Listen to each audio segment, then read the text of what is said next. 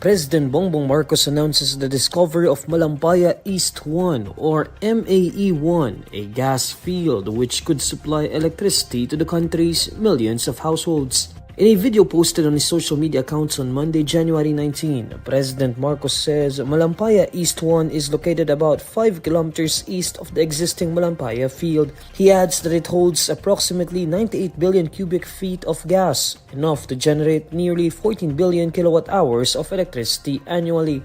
The MAE-1 is estimated to contain around 98 billion cubic feet of gas in place. Katumbas nito ang halos 14 na bilyong kilowatt-hour ng kuryente sa isang taon. Ibig sabihin, makakapag-supply ito ng kuryente sa mahigit 5.7 milyong kabahayan, 9,500 na gusali o halos 200,000 paaralan sa loob ng isang taon.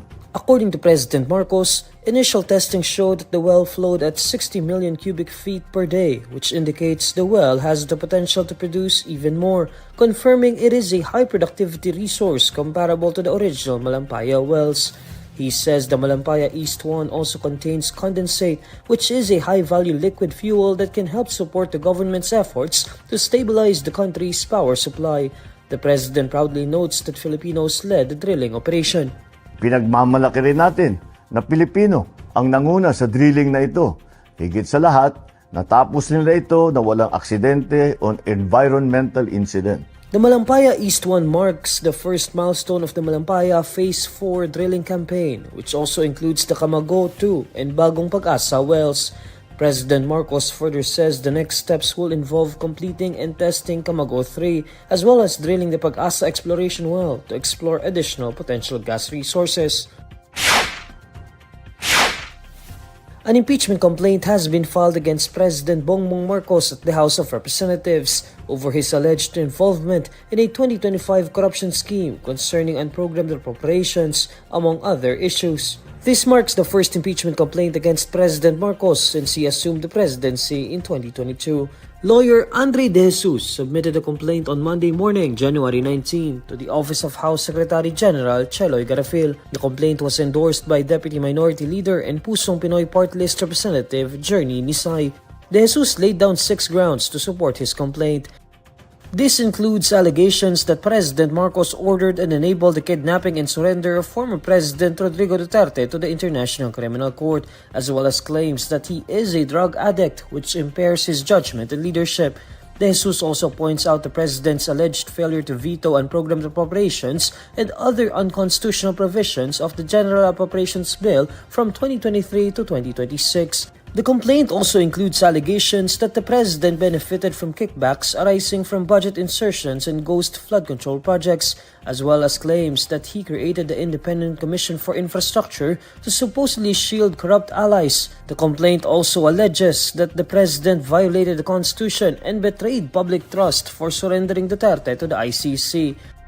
As for the allegations regarding the ICI, De Jesus claims that the body investigating the flood control mess has been weaponized to attack political opponents. De Jesus also claims that Marcos' refusal to directly address allegations that he uses illegal drugs, even with insinuations and accusations from his own sister, Senator Amy Marcos, can be used against him legally. This is not the main thrust of the impeachment complaint, but it is one of them.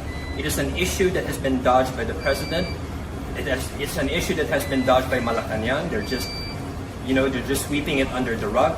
De Jesus further notes that President Marcos supposedly has not gone through a procedure to debunk all these rumors that he is addicted or is using prohibited drugs. When asked if he is confident about the chances of the impeachment complaint prospering, De Jesus says he is not losing hope as a miracle may happen.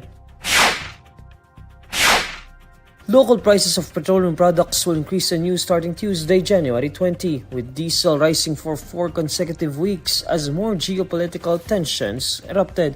In an advisory on Monday, January 19, Sea Oil says the per liter price of diesel would go up by 2 pesos. Gasoline will also increase by 1 peso per liter. Meanwhile, kerosene will also mark its 4th straight week of price hikes with an additional 1 peso and 50 centavos per liter. According to Jetty Petroleum President Leo Bellas, the prices of crude oil and refined fuel products had increased significantly due to the volatile and unpredictable environment arising from the simultaneous geopolitical tensions in Venezuela, Iran, and the Black Sea, despite the potential supply glut looming over the market.